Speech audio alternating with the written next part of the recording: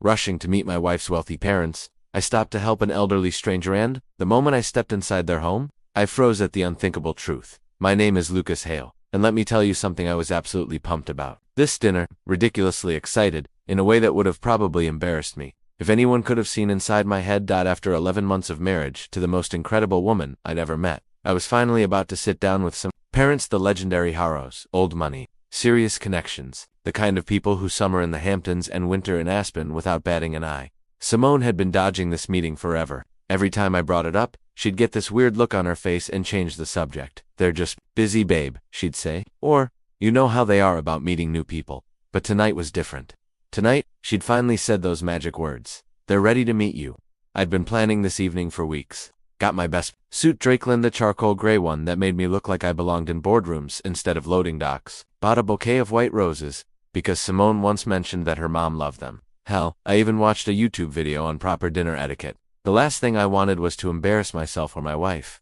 The rain started pouring just as I stepped off the subway. By the time I was walking through their neighborhood, I was completely soaked. These weren't just houses, they were estates, massive brick and stone monuments to wealth that stretched back generations. Every lawn, perfectly manicured. Every driveway lined with cars worth more than most people's yearly salary. My shoes squelched embarrassingly with every step, and my supposedly waterproof jacket was useless. The bouquet was wilting around the edges, but still decent enough, I hoped. I kept checking the time, 7:30 sharp. Simone had said, don't be late, but don't be early either. Her parents appreciated punctuality, but not eagerness. Walking up their street, I couldn't help but think about how far I'd come. 2 years ago, I was sharing a cramped apartment with 3 roommates, eating ramen more nights than I'd like to admit. Now I was married to an amazing woman, about to have dinner with people who had more money in their checking accounts than I'd see in a lifetime. The American dream, right? I kept rehearsing conversations in my head. What would I say when they asked about my job? Logistics management sounded way better than I coordinate shipping schedules, which was still better than I basically make sure trucks show up on time. And what about my background? Community college wasn't Harvard, but graduating with honors and a full scholarship had to count for something, right? I genuinely believed this dinner would be the start of something beautiful. I imagined holidays, family vacations, maybe even Alistair Harrow giving me fatherly advice on investments, or Vivian sharing embarrassing stories about Simone's childhood. God, I was naive as I approached their estate. Yeah, it was definitely an estate. The rain intensified. It felt like the universe was trying to tell me something, but I was too optimistic to pay attention. I pressed the buzzer at the front gate, rain dripping from my nose. Lucas Hale, I said when the intercom crackled to life. I'm here for dinner. The gate swung open silently, and I walked up a circular driveway past perfectly sculpted hedges and a fountain, probably worth more than my car. The massive front door was dark wood with brass fixtures, gleaming even in dim evening light. This was it, the moment I'd been waiting for. The night I'd officially become part of the family, not just the guy who married their daughter. I knocked 3 times firm but not aggressive and stood there in my soaked suit with slightly wilted flowers, grinning like an idiot. I had no idea I was walking straight into a trap. No clue this family had secrets deeper than their bank accounts. No idea that by the end of tonight, everything I thought I knew about my wife, her family and myself, would be turned completely upside down. But hey, that's what makes life interesting, right? Sometimes the nights meant to change everything actually do, just not the way you expect.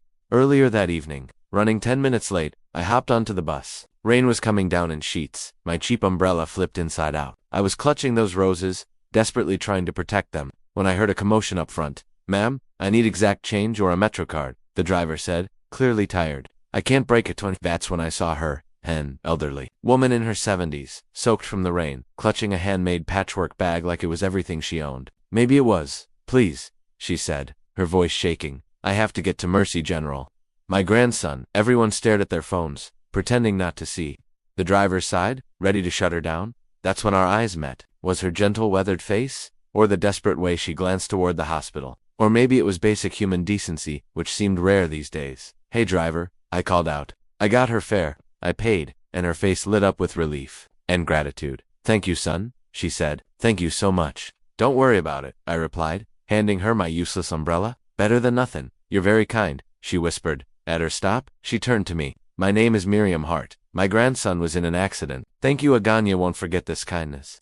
As she hurried into the rain toward Mercy General, I felt strangely calm. This woman stuck with me the way she'd looked at me like I mattered. Little did I know, in about 2 hours, I'd see her face again and that this random act of kindness was about to shatter my entire world. By the time I finally arrived at the Harrow estate, I looked like I'd been through a car wash without the car. So much for a great first impression. Simone pulled me inside, gorgeous in an expensive black dress. You're soaked. I'm so sorry. I should have told you to take a cab. It's fine, babe, I said, smiling weakly. Just rain? But Harrow's appeared a lister, authoritative and intimidating. Vivienne? Elegant yet cold. They sized me up immediately, unimpressed by my community college education and blue-collar upbringing. Dinner felt like an interrogation, cold, formal, detached. Then, I saw a portrait over the fireplace. My blood ran cold. It was Miriam Hart, the woman from the bus. Only younger, regal. Who is that? I asked. Vivian's expression froze.